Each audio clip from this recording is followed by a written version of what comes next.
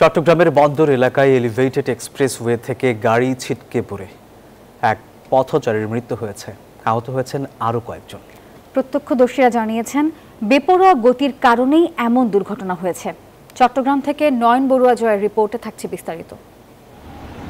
বৃহস্পতিবার নিমতলা বিশ্ব রোডে এলিভেটেড এক্সপ্রেসওয়ে থেকে এভাবে ছিটকে পড়ে প্রাইভেট কারটি। দুর্ঘটনা কবলিত প্রাইভেট কারটি চালক সহ 5 জন আরোহী নিয়ে পতেঙ্গা থেকে এলিভেটেড এক্সপ্রেসওয়ে হয়ে যাচ্ছিল লালখান বাজারের দিকে। নিমতলী এলাকায় গিয়ে হঠাৎ প্রাইভেট কারটি ফ্লাইওভার থেকে নিচে ছিটকে পড়ে যায়। গাড়িটি শফিক নামে এক সাইকেল আরোহীর উপর গিয়ে পড়ে। টানা তৃতীয়বার অর্জন করেছে দেশের সেরা সুপার ব্র্যান্ড স্বীকৃতি বসুন্ধরা টিস্যু।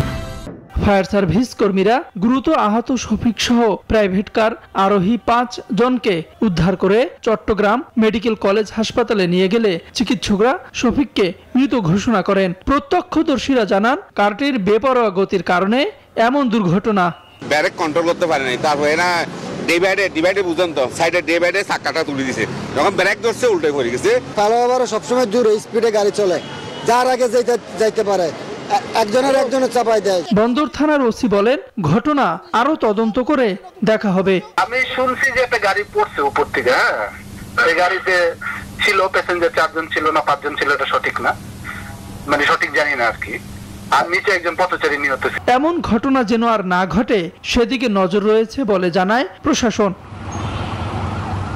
তাওহিদুল ইসলাম, নিউজ 24 নিউজ ডেস্ক।